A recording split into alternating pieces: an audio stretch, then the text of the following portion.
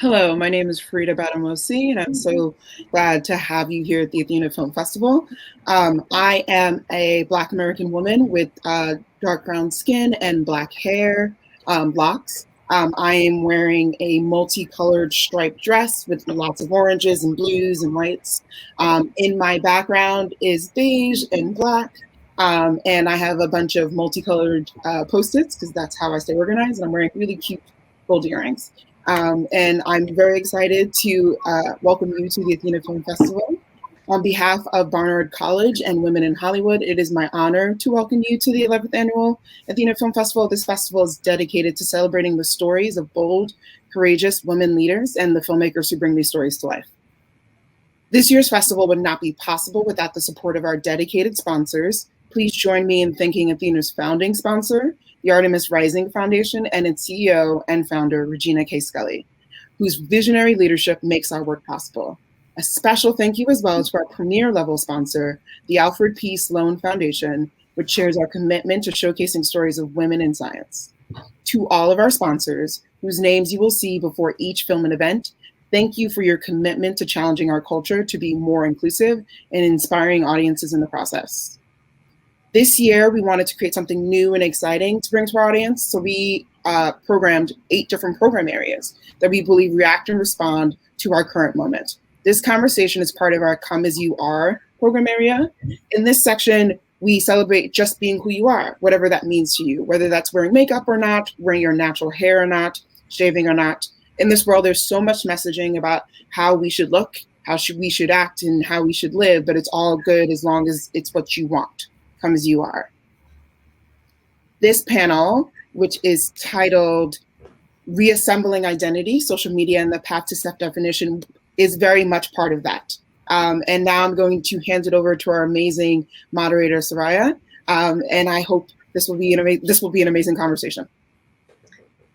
Thank you so much, Farida. Thank you for bringing us together. Thank you to the Athena Film Festival and your sponsors. I'm really thrilled to be able to have this conversation and with these wonderful panelists. I'll give a quick overview of my work. I am a writer and I'm also executive director of the Representation Project, and we use films, education, and social activism to challenge stereotypes and harmful norms in society.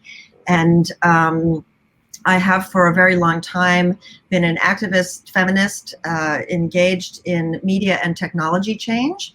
And so I'm really very excited today to talk to everybody here from that perspective.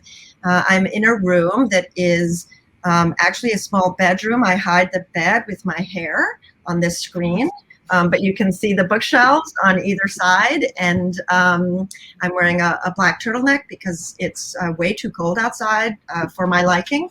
There is a space heater to my right, which may occasionally blow my hair. If it looks like there's a wind, that's what's happening. I'm just eager to hear from everybody here. I think, was there anything else I'm forgetting? Oh, I have a mess of curly brown hair on my head that's unruly, and I'm sort of ethnically ambiguous. Where I come from in the Bahamas, you'd call me a pot cake because that's how we produce each other. So I'll go from here. I'm going to ask Dylan to go next. Thank you. Hey everyone, I'm Dylan Caput. I use they, them pronouns. I am a queer, trans, autistic Jew. I am currently located in Pittsburgh, Pennsylvania, where I'm working on my doctorate in special education, which is with a focus on creating sex education materials for autistic folks. I'm currently sitting in my office nook with a background of some whiteboards and organizational supplies. I am wearing glittery and black makeup. I have some blonde in the front of my hair, and I'm wearing a white button down with my Barnard College tie. I'm also Barnard class of 2016. Barnard loves to hear that. Yeah, that's me. Cindy, you're next. Hi, I'm Cindy Gallop. I am a half English, half Chinese woman. My pronouns are she, her. I have short blonde hair in a bob, pale skin. I am wearing blue tinted reading glasses because I'm 61 and sadly I have to these days to see the screen. I'm sitting in my apartment in New York in the living area, Two walls of it are floor-to-ceiling glass, so you can in fact see a bit of the Manhattan view beyond my apartment. And I'm wearing a grey sweater with the name of my company embroidered on it in pink. The name of my company is Make Love Not Porn. We are pro-sex, pro-porn, pro-knowing the difference. Make Love Not Porn is the world's first and only user-generated, human-curated social sex video sharing platform. We're what Facebook would be if Facebook allowed you to socially, sexually self-express, which they sadly don't. We're socializing sex, making it easier to talk about in order to promote consent, communication, good sexual values, and good sexual behavior. We call ourselves the social sex revolution. The revolutionary part is not the sex, it's the social. Sasha? Hi, I'm Sasha. I also go by Magi in the gaming community. I am a professional Twitch streamer and a competitor in esports. I play in Super Smash Bros. Melee. I was the first woman to be ranked in the top 100. And I have long black hair. I'm in a beige colored room. I'm also ethnically ambiguous. I'm like a mix of Mexican, Asian, and white. And I'm wearing, I don't know, a heart on my cheek, I guess. And my room is, I'm in my computer room and it's very messy. I have an exercise bike behind me that I don't use. And yeah. Thank you. Connie? Hello, I am Connie. My name's Constance Gibbs. My pronouns are she, her. I am very pale brown, some sort of tan color. I have pink glasses, a top knot of an Afro puff, and I'm wearing a black t-shirt that you may see if it's in frame at times. Black Witches of Color from the Harry Potter universe. I'm the managing editor at Black Girls Create, which is a hub for creation and critical fandom. So, it's a place where Black nerds, but especially Black women, well, any nerd, but especially Black women can come together and talk about things like Harry Potter and Avatar: The Last Airbender, all sorts of nerdy stuff, but with a lens on critically critiquing those things and understanding that you can love something and also critique it, and also a forward push towards creation, where we learn from these properties and all the things that they do right and wrong, and work towards creating our own content. So there's our Twitter and Twitter communities and Slack communities and things like that. So we all come together and have writing sprints and online conventions and panels where people can be inspired to create things on their own, inspired by their fandom. Yeah. Thank you. Sure. So what I'd like to do is just recap why we're here together. And also, please let me know. I have some questions, but really would love to hear any of your questions, or as we're talking, if there's a topic or an area that you want to explore, please don't hesitate to say that, because I think that the more dynamic our conversation, the better. The title of our panel is Reassembling Identity, Social Media, and the Path to Self-Definition.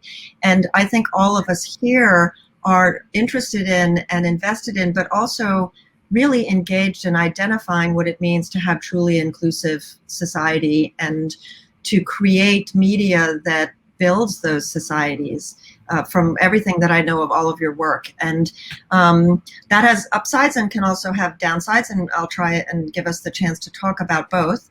This discussion is going to focus on different platforms.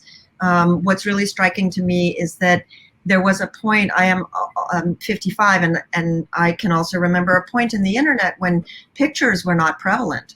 And there was an idea that was very freeing and disembodying. And I think that basically white men in particular don't have the experience of embodiment that maybe many of us do, and that the process of technological development has really shed light on what that means. What does it mean to then be re-embodied as technology developed, became video and photo intensive, which is why I think this question of self-definition and identity is really critical as we move forward in our society. So the first question that I would like to ask, and I will direct a question and try and move the conversation along, but again, please say if there's a prompt or a thought. I'd like to start with Dylan and ask, how have internet spaces defined who you are? And by that, I really mean, how has your identity shaped those spaces and in turn been shaped by them? That's a great question. I do more of the shaping of spaces, I think, than how I was shaped of spaces, because I did not grow up super savvy on the internet. But now I do a lot of activism online in the disability world, which I think, you know, the access to online spaces for folks who are disabled is incredible, because many disabled people do not have access to social spaces, or are historically excluded from social spaces, or just like may not be verbal at all, or non-speaking. And so the ways in which they can express themselves online and connect online really creates just a more accessible space for them. I've also seen it really amazingly do really amazing things for trans youth who are in maybe unsafe situations at home and are under 18 and can't, you know, get out of that space right now, but can connect to people like myself or other trans adults online just for advice, for transition tips. So I've really seen kind of it as a space for transformation, and, you know, for the disability community, the internet is an accessible space, I think, which is important in a world that is really not super accessible for disabled folks. And now we're all seeing it in the pandemic, right? Like, we're all watching that suddenly everything is accessible because it's online. And so my hope, really, you know, my conversations with my disabled community members are that, like, we have been able to make things accessible for disabled folks. We just chose not to. And now that we can do it, and we know we can do it, how are we, you know, post-pandemic going to keep things accessible for, you know, disabled folks? So I think that is a very important piece of the conversation as well. Sorry about that. Cindy, same question. Well, you know, it's interesting because, you know, I grew up pre-internet, obviously, and what I've observed really is that social media has been an opportunity for me to do things that I was always doing anyway. And so, you know, I used to, you know, at work and also with my friends and family, back in the day, you know, I was always sharing information. I would see something interesting in the newspaper. I would cut it out. I would paste it on a piece of paper. I'd photocopy it, circulate it to my team at work. And so the instinct to kind of want to share interesting information then was obviously made it a whole lot easier on social media. And also, you know, I live my own philosophies. One of the things I do, you know, in my speaking and consulting and coaching, I find myself advising people how to use social media. And because a lot of people are very nervous about this, what I always recommend is, you know, just be yourself on social media, by which I mean, don't overthink it. Be who you are, say what you want to say. And, you know, I especially encourage people to do this who are not straight white men. And I encourage people to do this because we need many more voices out there. And as we all know, there can be very negative reactions to that. But it's important we collaborate and find ways to overcome that, because our voices must be heard. And so I would say that I've enormously appreciated the opportunity on social media and social media spaces to be able to share things that matter to me, share things that I want more people to care about, be able, obviously, to promote Make Love Not Porn. You know, what we're doing in socializing, normalizing sex in the real world is absolutely about making people feel able to be more open socially around other people about who they are as sexual beings, you know, their sexuality. And by the way, that is a journey in itself. One we're very conscious of at Make Love Not Porn. But I would say that I've welcomed the opportunity to make connections and to share points of view in a way that I never could have previously. So I feel I've both shaped and been shaped in that I've been enabled to give free expression to parts of me in a way that I wasn't previously. Thank you. Sasha? So I am kind of the opposite of the previous two. I grew up with the internet. I'm 21, and I was homeschooled, and I went to online school. So literally all throughout my life, I've been connected to the internet in some way. And it was definitely similar to what Dylan was saying. It was kind of my space to when I was stuck in my parents' house. They were supportive of me in general, but not of anything related to being trans, being anything besides cishet.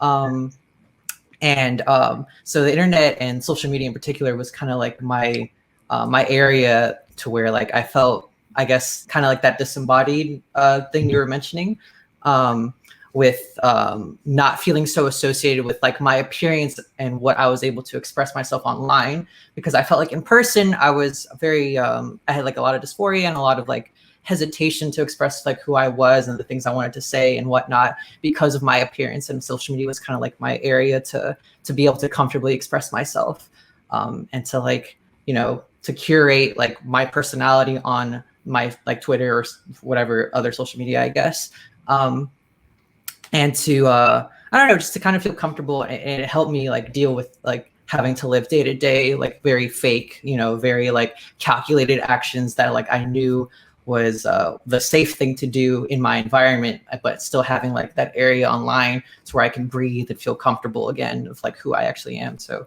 I guess there's a combination of I was shaped by the internet because I grew up with it, but also I was able to reshape my space on the internet so that I could feel comfortable and safe online too, because I obviously even the idea of expressing myself was dangerous in person, but online, there's still some dangers and whatnot, but it was still very safe for me, and I felt very comfortable and whatnot. So it was a very positive impact for me, I guess.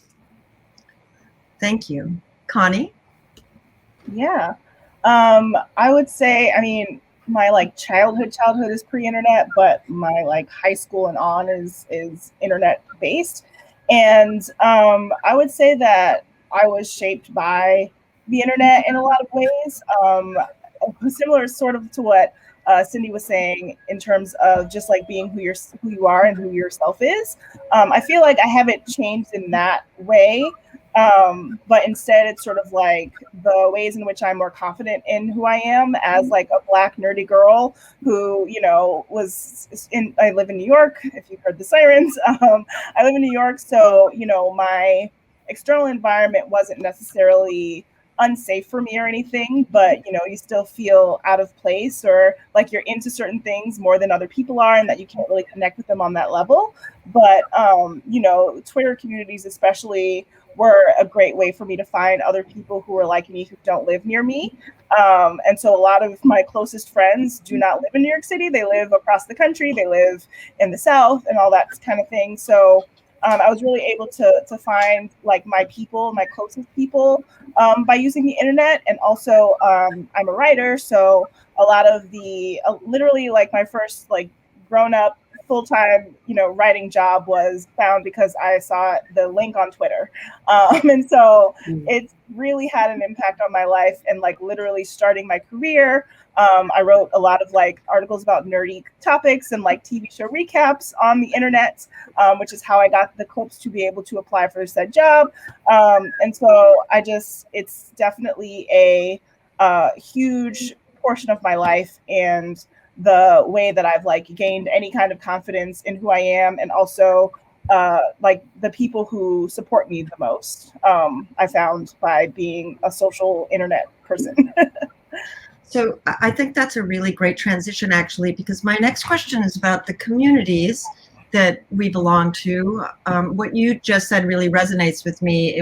I started my work as a writer, and that led almost immediately to a lot of online harassment, and that propelled me into activism, where I sought out and found other people who were experiencing this, so we could coalesce these around these issues and push back against media and technology companies. And so we felt very strongly that the communities that we had were real resources to us, not just personally, but interpersonally and politically. And so my question, and actually this time I'm going to go backwards and start with you, Connie, is how can these communities we're describing, how can they be used as tools, consciously used as tools? I mean, I think some of us gravitate towards certain spaces for reasons that we understand, but how can people think more deliberately about these spaces as personal resources, but also I think they really are sites of resistance, right? Yeah, I think that when you find the community that really like resonates with you, that in itself like gives you more power and more strength and more confidence. Like you were saying, like people who live on the internet face a lot of online harassment, but a lot of times if you're in a community that is really supportive, a lot of people will fight on your behalf or fight for you and fight with you on those issues. It's just a place where you can vent, which is really important, and being able to speak what you need to say, like in places that are safe, as opposed to like at your job or wherever else that where it might be not a great idea for you to say certain things. There are different levels to these communities. So like I have my like Black girl nerdy community, and we talk about like TV shows, but there's also the writerly community that I'm with, where they share resources of like both how they got to where they are in their careers and how literally some of the basics, like how do you pitch a story, like things that a lot of marginalized people don't come to very easily. And that was, essential in me building my career, is like people who were able to give me advice and be able to give me the tools that they had because, someone gave it to them. And people who are willing to pass that information out and down to people who are in their same like path. And that's been really beneficial to me. And it's something that I have really strongly wanted to be able to pass in return. It's like as a writer, people have read my work and been able to give me advice on how to make it better. So I try to do the same for people who are, earlier in their career, or even, peers of mine who may need another eye. And so really just like having a community of people, it's sort of important, and I'm sure we'll get to this later, but it's sort of important to like obviously not only exploit and use people in these communities, because we're all tend to be marginalized people, so you don't want to like perpetuate those kinds of interactions, but to sort of just pay attention to who's in the community with you and what they can do for you, but also like focus on what you can do for them, so that it's like an equal transaction, so that no one feels like they're being taken advantage of, but that you're actually building, it's the way to actually build a community as opposed to building just like a space that only benefits you. So I'm going to move actually to Sydney, because Sydney, you talked about doing what you did before in new ways online, but you really did build a platform to build a community. So can you building on what Connie said, can you talk about how you came to do that? Yeah, no, absolutely. Because I was thinking about that as Connie was talking. So because I set out to build a community. I'm building a community around something very unique. And for the audience, Make Love Not Porn came out of my direct personal experience dating younger men. The men I date tend to be in their 20s. And realizing 13 years ago that when total freedom of access to hardcore porn online meets our society's equally total reluctance to talk openly and honestly about sex, porn becomes sex education by default in not a good way. And I originally created Make Love Not Porn as a little PSA site, Porn World versus Real World. Launched at TED in 2009, became the only TED speaker to say the words "come on my face" on the TED stage, 6 times in succession. Talk went viral as a result and drove this extraordinary response to Make Love Not Porn I'd never anticipated. And I realized I'd uncovered a huge global social issue that people all around the world related to. And so that was when I turned Make Love Not Porn into makelovenotporn.tv. And the way to think about us is, you know, if porn is the Hollywood blockbuster movie, we're the real world documentary. And by the way, we don't compete with porn. We're a counterpoint. People like watching movies, people like watching documentaries. You're in the mood for one, you're in the mood for the other.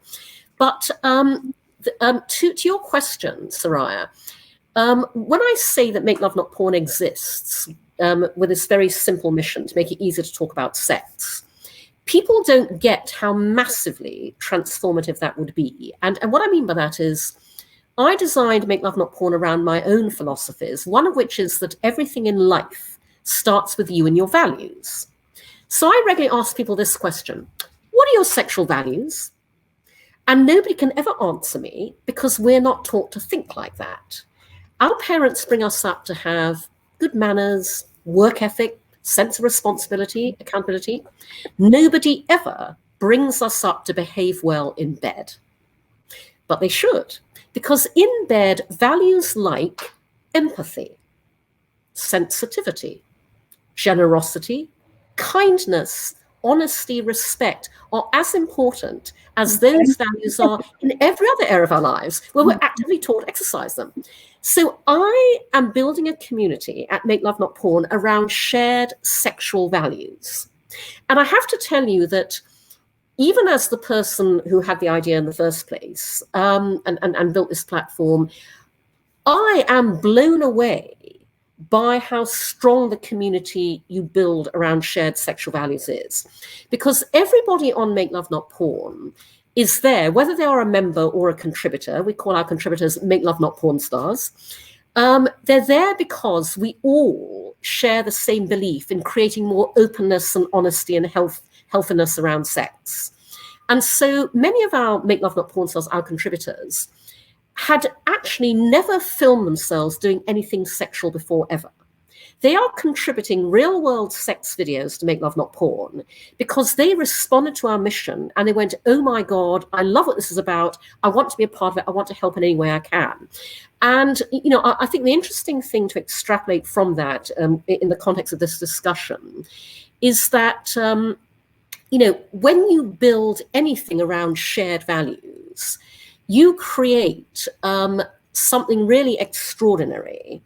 You especially create it when you are coming together around shared values, around something like sex, where nobody ever takes this approach in a really open and community building way, where you can all be open and honest with each other. And so, Make Love Not Porn really sort of brings home the fact that when we all open up about things that are riddled with shame and guilt and embarrassment and insecurity, when we all come together in environments where we normalize and socialize everything that we're all about, that is absolutely transformative. And we hear from our members all the time how much we've changed their lives because they've been able to be open and relaxed and accept themselves as sexual beings.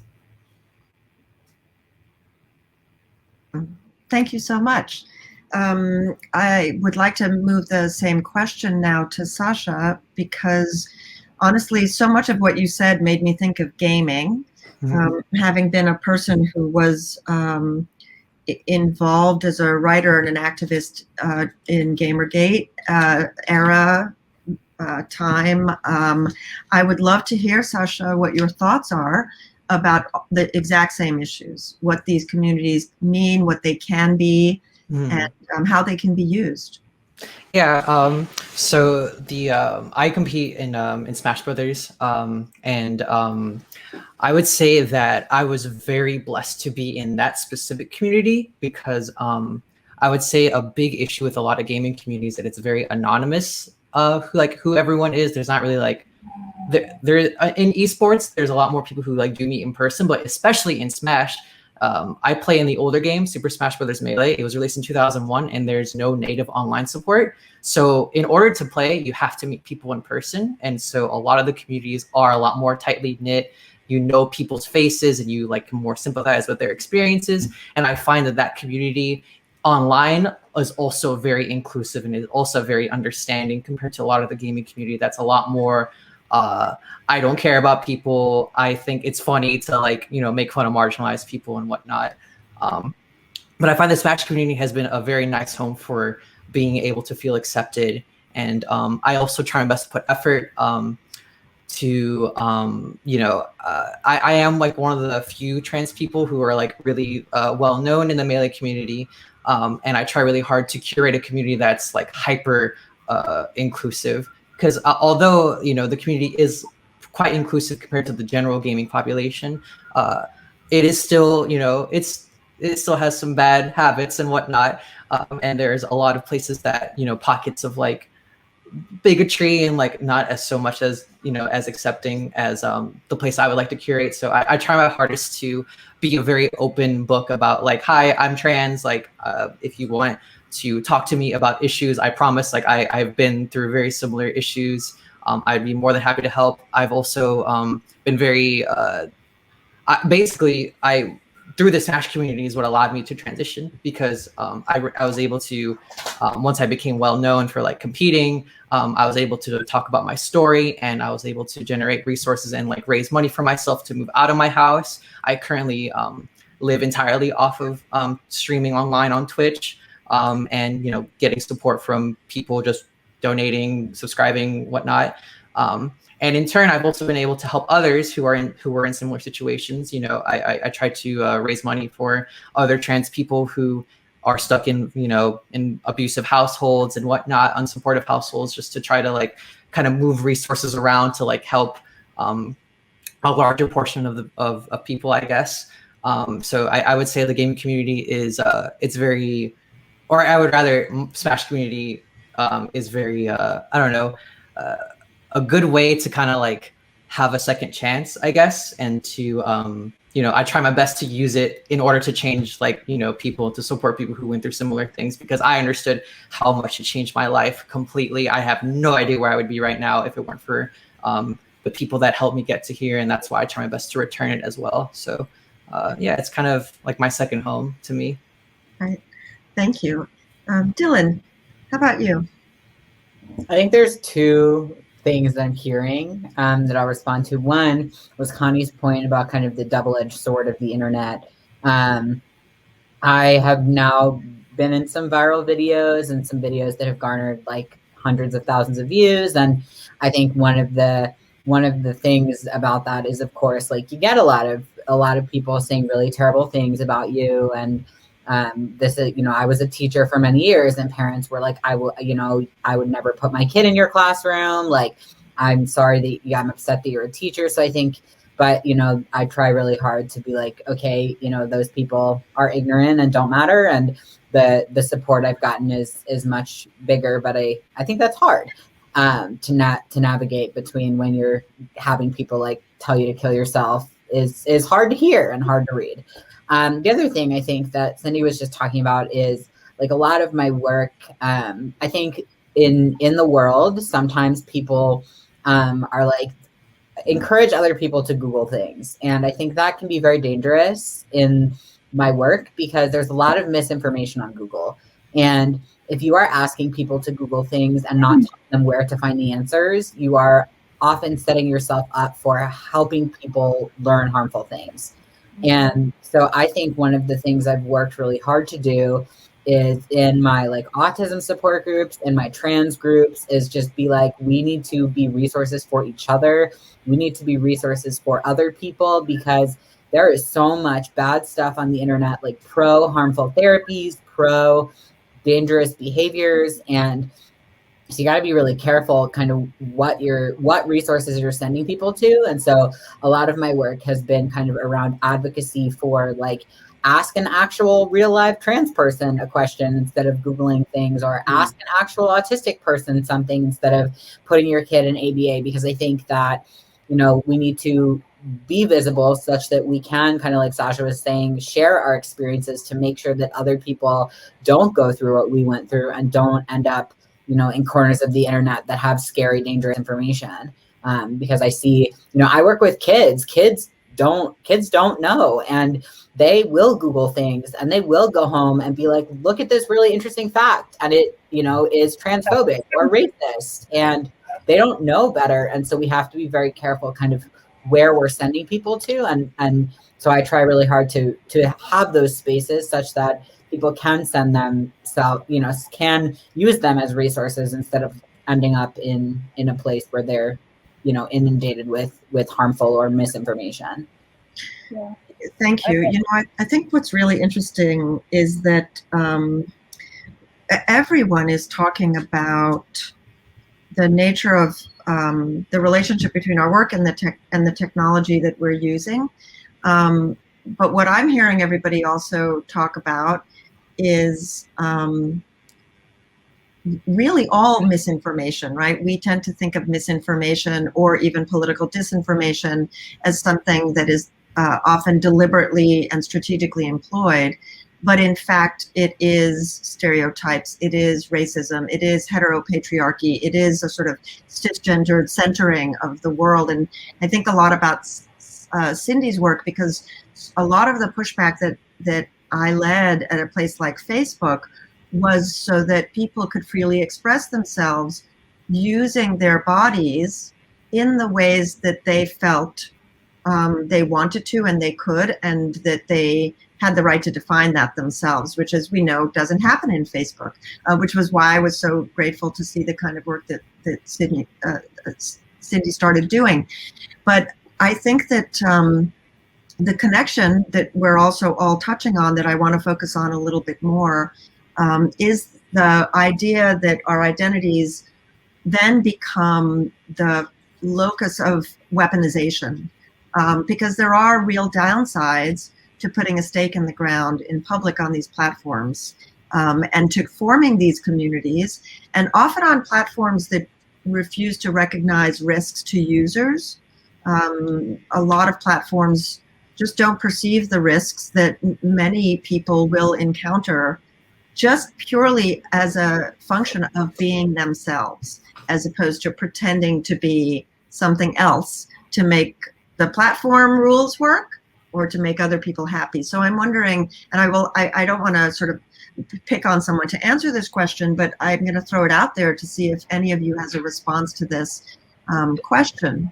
Actually, I'd love to pick up on that, because this is something that I try and get many more people to understand literally every day. And the way that I talk about it is I explain that the young, straight, white male founders of the giant tech platforms that dominate our lives today are not the primary targets, online or offline, of harassment, abuse, racism, rape, sexual assault, violence, revenge porn.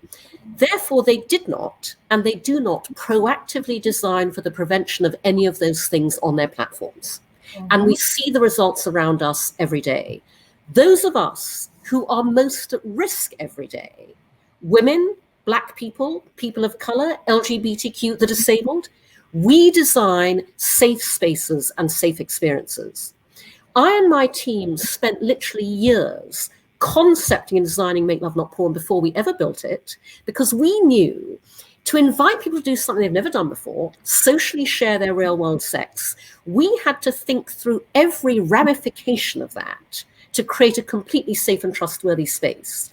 And as a result, not only do we operate unlike anybody else in the adult sphere, we operate unlike anybody else on the internet. Because I designed Make Love Not Porn around what everybody else should have, but nobody else did: human curation. Our curators watch every single real-world sex video submitted to Make Love Not Porn from beginning to end before we approve it and we publish it. And by the way, we publish it. There is no self-publishing of anything. We review everything through human eyes. Nobody else does that. We review every post on what we call Make Love Not Porn Social, which is the ability to post on your profile. And by the way, you can post photos, illustration. It can be as not safe work or safe work as you like. But we review every single post before we publish it. We review every single comment on every single video before we approve that comment and we publish it. And that is why Make Love Not Porn is a platform where you will find nothing but love. We celebrate nothing but love. We showcase nothing but love. We are all about only love. Now, imagine if everybody else did that. Because also, when you decide what you want in a community, what kind of content you want, what people you want, you are conscious and intentional about everything you do, about promoting that community and filtering that community.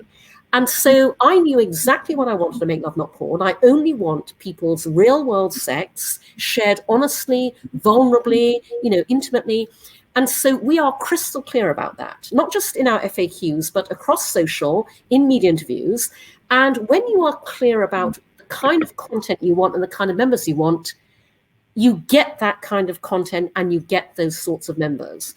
And the last point I would just make of this is that, what is a travesty is that, nobody's funding us. Okay. White male VCs fund white male founders.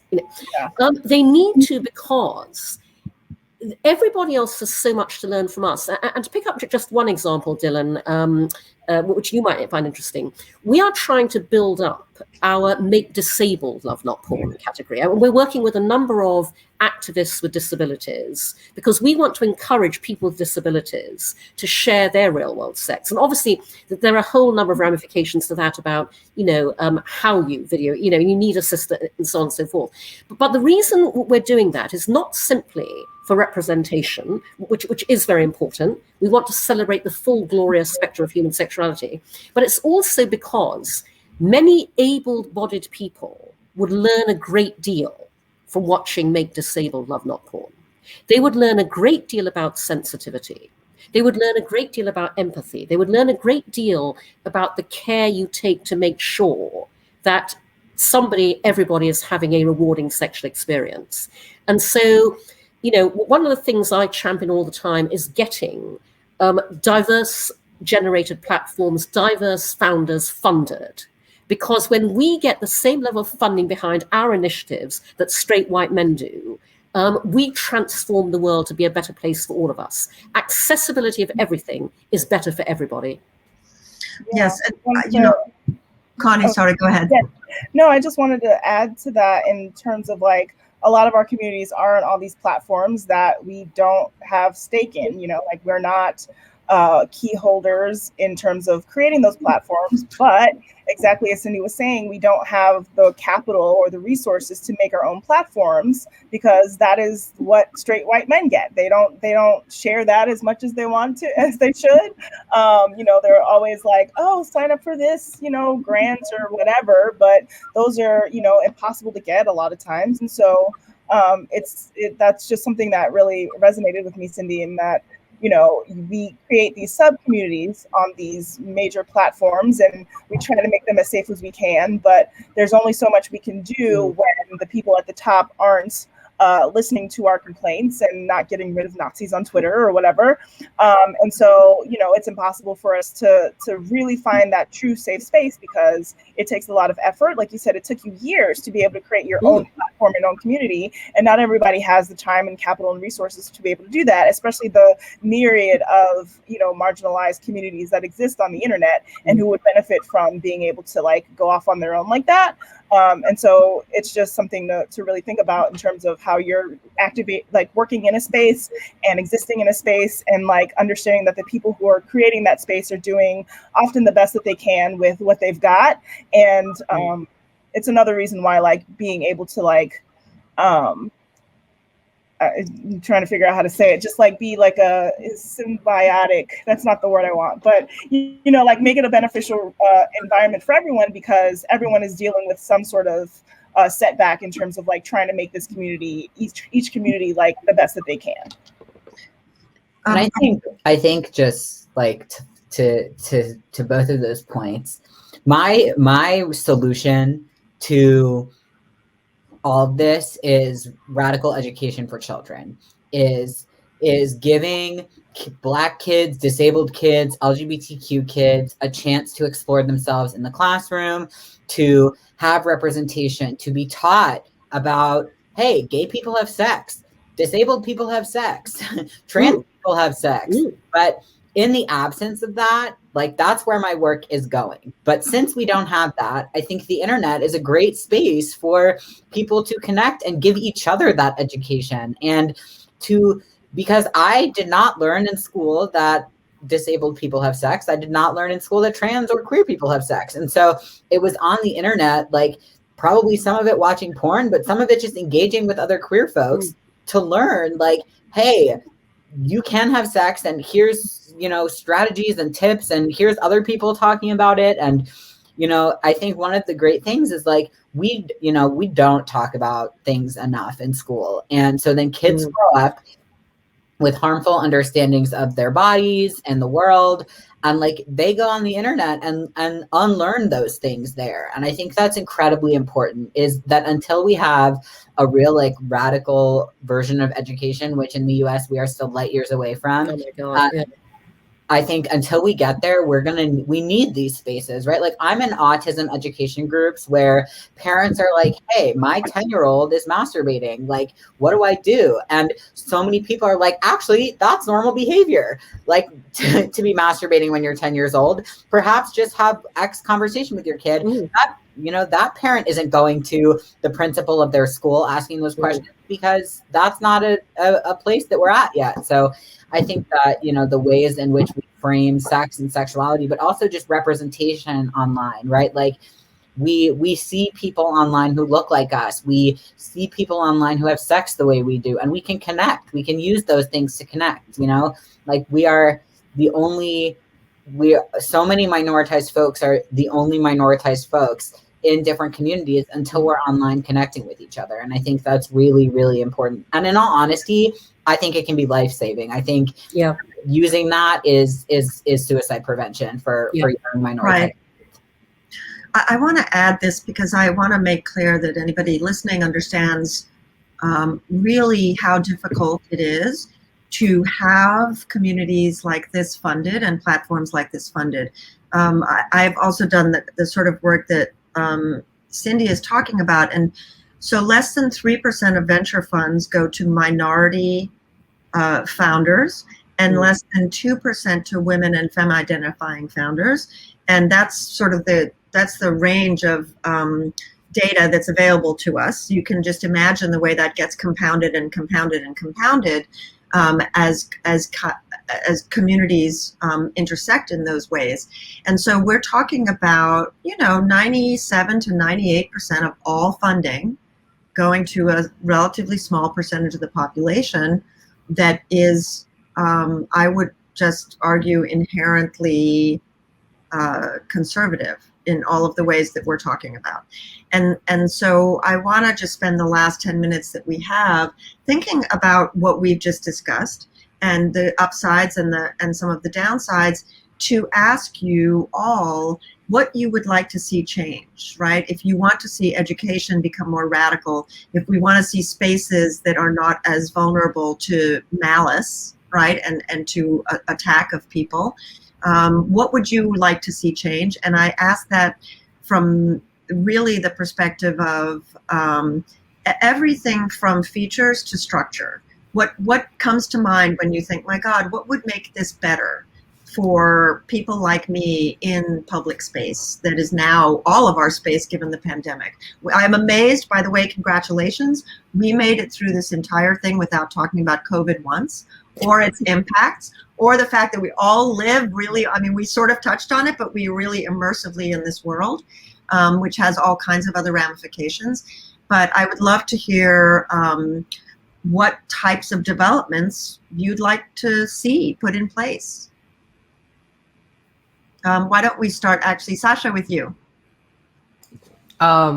I would say that for me, a lot of my, I guess the harassment that I receive is just generally like from unmoderated spaces. So I think what Sydney was saying with her social media website, where it's very, very, very vigorous moderation at all times, would definitely be like a very quick fix to like one of my like main issues, which is,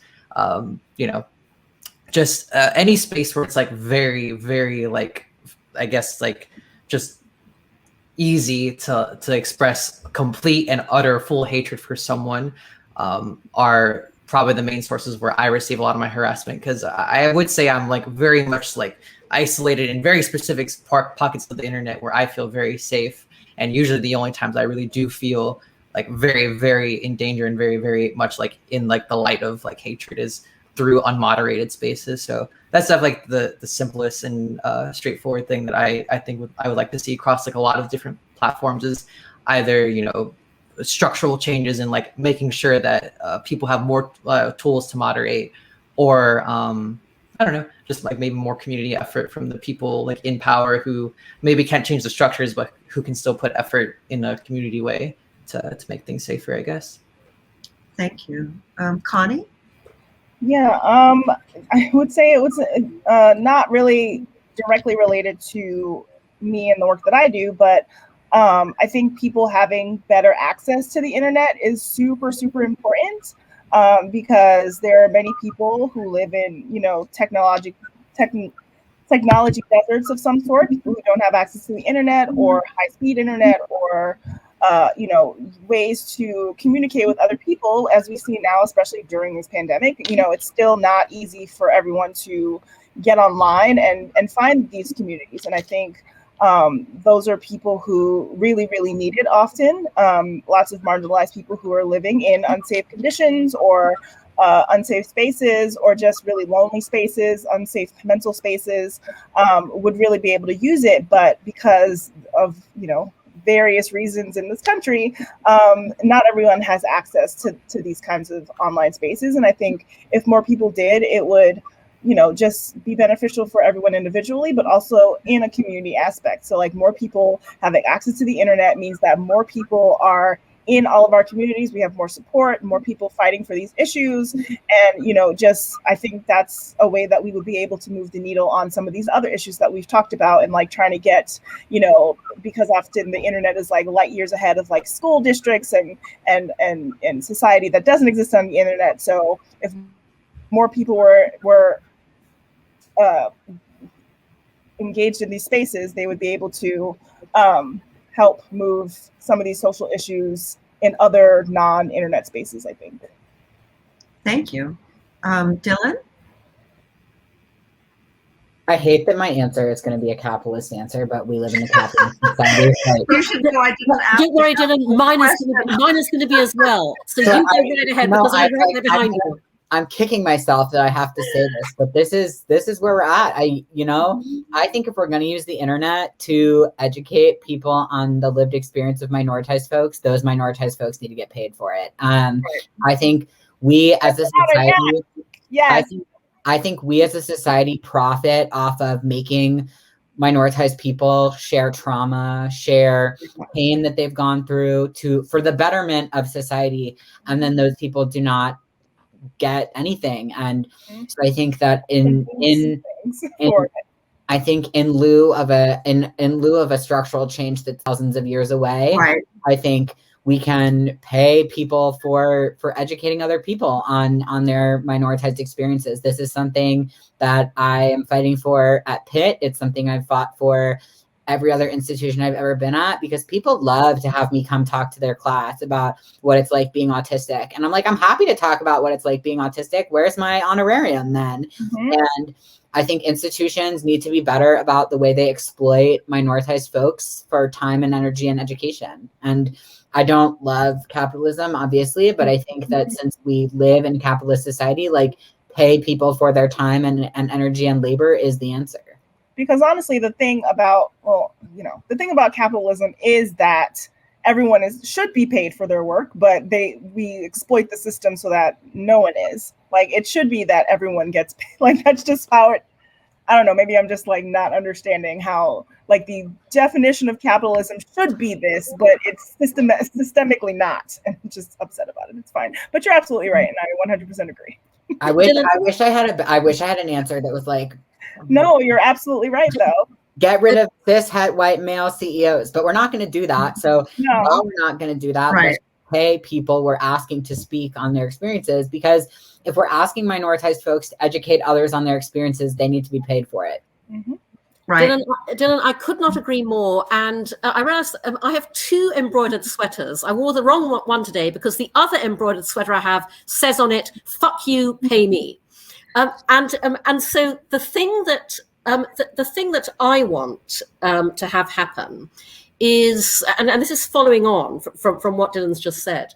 The thing that I want to have happen is that I want every single one of us on this panel, every single one of you in the audience listening to this, every single marginalized person to unashamedly set out to make an absolute goddamn fucking shit ton of money.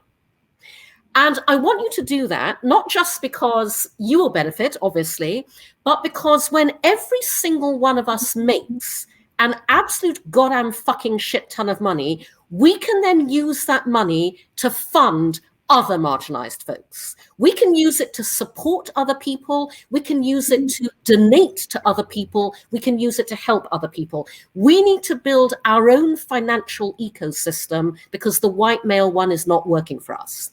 And I really want the audience to take this to heart because, you know, as an entrepreneur, I find myself often talking to somebody who has a phenomenal idea for a venture, and they go, yeah, and you know, Cindy, what I want to do is I want to start a non-profit. And I go, no, don't do that. Make it a for-profit. The future of business is doing good and making money simultaneously. And it's when we all prove we can do that, that we finally get taken seriously. We build successful ventures. We create our own trickle-down wealth effect to the people it really needs to trickle down to. And we demonstrate that we can build the successes of the future that make life better for all of us. So, you know, I want every single one of us to make an absolute goddamn fucking shit ton of money, leave this panel, go out there and start doing that as of now. I really can't beat that close. I'm happy I did not ask the more negatively oriented question about commodification and capitalism because you all did it organically. I am going to wrap us up. I want to say thank you all so much for joining us. It has been a delight to be here with you today. And again, to thank the Athena Film Festival for the festival, which I really urge people to take advantage of. The fact that it's all moved online, that it'll take place over several weeks is a gift, honestly. It's just wonderful. And so thank you all for the work that you do, for the people that you are. And it was delightful to meet and talk to you today. Great panel. I'm now going to go and research what all of you guys do because I'm fascinated. Yes. Have a great day, guys. Yes, you too. Thank you. Bye. Bye-bye.